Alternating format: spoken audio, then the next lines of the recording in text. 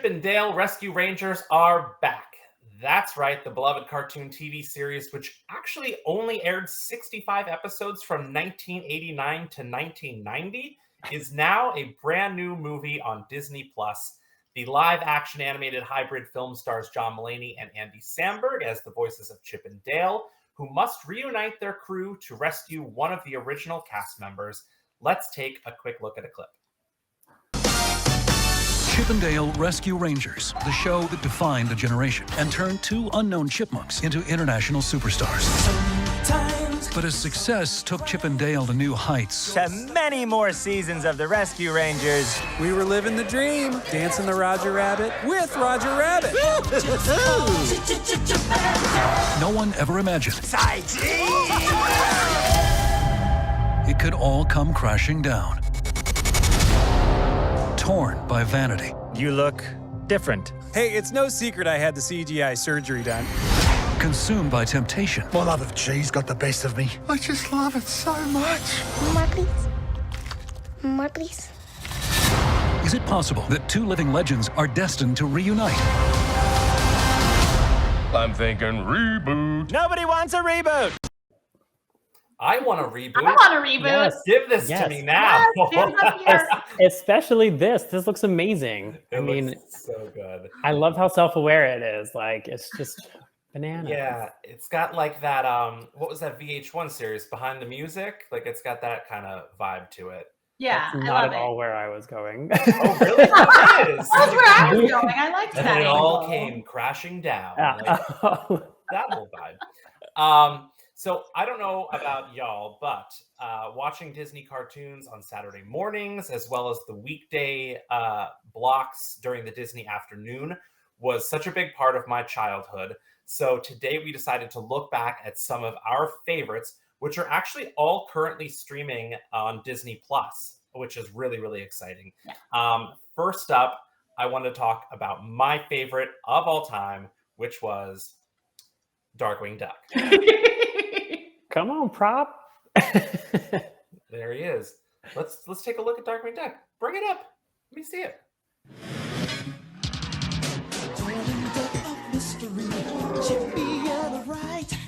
Swoops out of the shadows, darkly on the night. Somewhere some villain schemes, but his numbers up 3, 2, 1. Darkwing Duck, when there's trouble, you call Darkwing Duck. Let's get dangerous. Darkwing Duck, Darkwing Duck. Darkwing. It's so good. You know, they just don't do theme songs like this anymore. Like, you get a full-on character story in the theme songs back in the day. They don't. And, like, first of all, Batman has always been my favorite superhero, and Darkwing Duck is basically just Duck Batman. Not to be confused with Duckman, which was its own thing. But come on, like, by day, Darkwing Duck was mild-mannered Drake Mallard, a single father to his adopted daughter, Gosselin. And by night, he's this fame-hungry, crime-fighting vigilante named Darkwing Duck. And like Batman, he had a colorful collection of supervillains like Negaduck, Megavolt, Quackerjack, Bushroot, Steelbeak, Paddywhack, the Liquidator, Ammonia Pine. Ammonia Pine. They all sound like drag queens. Those are drag queens, David. Ammonia Pine was like a cleaning lady who like used like cleaning products to, I don't know, kill Darkwing. She also moonlights on, in Fire Island. She does a couple shows there a year. Well, Darkwing Duck is often believed to be a spin-off of DuckTales because Launchpad McQuack is actually Darkwing Duck's sidekick, his Robin, if you will. But the series creator, Tad Stones, his name is Tad Stones, has said that the show lives in its own universe. And I was flat out obsessed with Darkwing when I was a kid. I remember Disney did a Disney afternoon version of Disney on Ice. And like, I practically lost my mind when Darkwing Duck skated out onto the ice. I also once found Darkwing at Walt Disney World Wandering Adventureland in January 2004. I never ever saw him again at Disney World, just at this one spot in January, off season. and getting a photo with him was the greatest moment of Tell my me you life. have that photo. I do. Please I tell should me. have brought it to the show, but I have it. It was taken on a really crappy digital camera. It's so pixelated because 2004. They had digital cameras back then, I David? know. I was like, you have a You know, digital. I was thinking It's, paper it's like one. one of those ones where you like turn the thing. It's like, yeah, I sent in my camera. But Rose, I know you have a show that you're equally obsessed with from the Disney afternoons. Oh, absolutely. I mean, talk about theme songs. Play the clip. Here it is. Yes. Dashing and daring, courageous and caring, faithful and friendly with stories to share. All through the forest they sing out in chorus, marching along as their song fills the air. Gummy bears bouncing here and there and everywhere. High adventure that's beyond compare.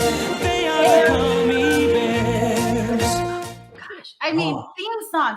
It just takes you back to when times were so simpler. And you know, like my spiel coming up, it's going to have a ton of fun facts. So, Rose, before we get into this, how would you say that medieval times was simpler? I'm not talking about the story timeline. I'm talking about my childhood. Oh, The okay. simpler times of my childhood. Fair. Okay, sorry. Go on. All good. All good. The Adventures of the Gummy Bears was the first animated TV series by Walt Disney Television.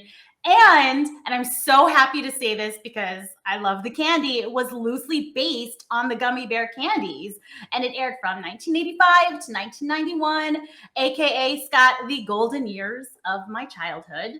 And of course, it's widely known for the theme song. I mean, all of these theme songs, you know the words, and it unlocks this memory you thought you'd forgotten, and then you could just say them out loud. My favorite thing about this show, no surprise if you've watched, it revolves around food. I was fascinated that this gummy drink gave you superpowers. So if you were like one of the gummy bears, you could bounce away from danger or your enemies. And then if humans drank it, it just gave you a superhuman strength for like a little bit of time. And I was like, always wondering, like, I wonder what it tastes like. I bet you it tastes like grape juice. That's what I would think. That's what I think it was. Gummy berry juice specifically. Yeah, And you know if like it was now, you know how you go to like the Hogwarts world and Universal Studios and they have butterbeer, you know they would be making this gummy berry juice at Disney World if the show is still around. I have a lot of questions about the origin story of how this is loosely based on the origin story of gummy bears because like well, okay, here's the fun fact. So, what? I can't remember the guy. The head of the guy at the time was asking his son, niece, nephew, I don't know. Now I'm getting into loose facts. Like, you know, for ideas, and he was asking for gummy bear candies, and he's like, oh, maybe we should do something around gummy bears. And that's sort of how it came about. It was a nice jumping off point. But my point is, like, let's talk about the food. Let's talk about gummy bear juice because the gummy bears were loosely based on the candy, which drew me to it. And then they drink fun gummy berry juice, and then they can bounce as high as ever. Like, I'm already extra, and I want something to go extra. So, anyways, I think it holds up. Fond memories. Scott, what do you have? What's up next? I got another duck story. Love duck. Yes, come on, let's go. Life is like a hurricane here in Duckburg. Race cars, lasers, aeroplanes. It's a duck blur. Nights are a mystery or rewrite history. DuckTales. Woo! Every day they're out there making DuckTales. Woo! Tales of daring do. Yes.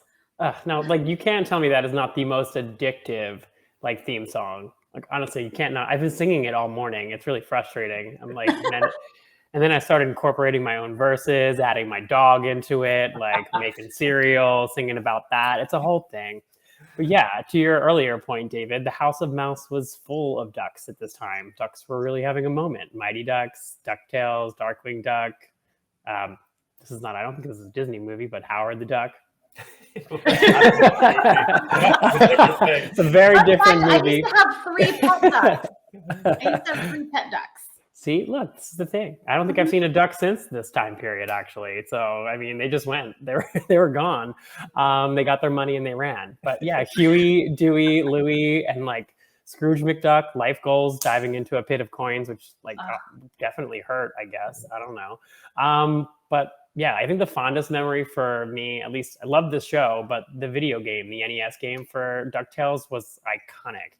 Like the moon level music was truly like, I could listen to that now. The like, music right now. was so good. I didn't know there was a video game. I had Oh my it too, God. and the music is up there with like Sonic the Hedgehog, like or And Zelda. Mega Man. I'm telling you. Oh, I those played are Mega like, Man.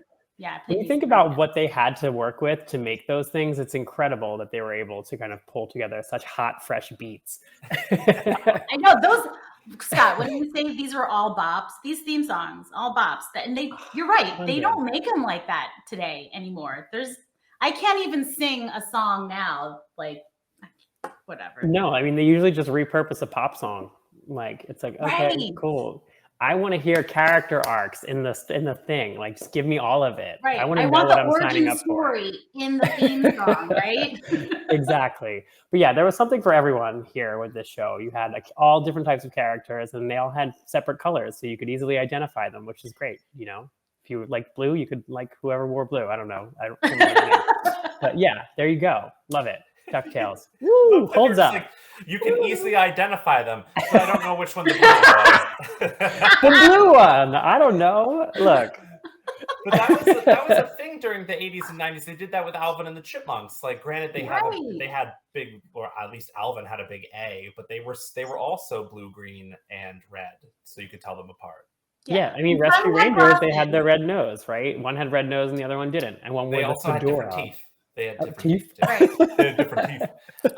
You know, we've talked a lot about the theme songs here, and back in 2019, I had the chance to interview Lin-Manuel Miranda for an episode of Xfinity Hangouts, and we talked about how much he loves the Disney afternoon theme songs, and he was praising the fact that each song has 2 key changes, and he said that the Darkwing Duck theme was the first time he remembers being aware of an internal rhyme. When there's trouble, you call DW. And he said, it's just genius. He even as a kid, he was like, that's so smart. And so that he had also jokingly in another previous interview said that Darkwing Duck inspired Hamilton. But I think what he was really saying was it was that internal rhyme and that rhyme scheme that he used quite a bit in Hamilton. So yeah, this stuff was so cool. They really don't make them like this anymore, says a bunch of old people here on the podcast. It just proves you like inspiration can come anywhere from anywhere. You know, Darkwing Duck and Hamilton. Love that. Who would have thought? Here he is. And Darkwing Duck, Adventures of Gummi Bears, DuckTales, and Chip 'n Dale Rescue Rangers are available now on Disney Plus, along with some other Disney afternoon favorites like Tailspin, Goof Troop, Bonkers, which no one talks about, Gargoyles, and more. So just say Disney Plus into your voice remote.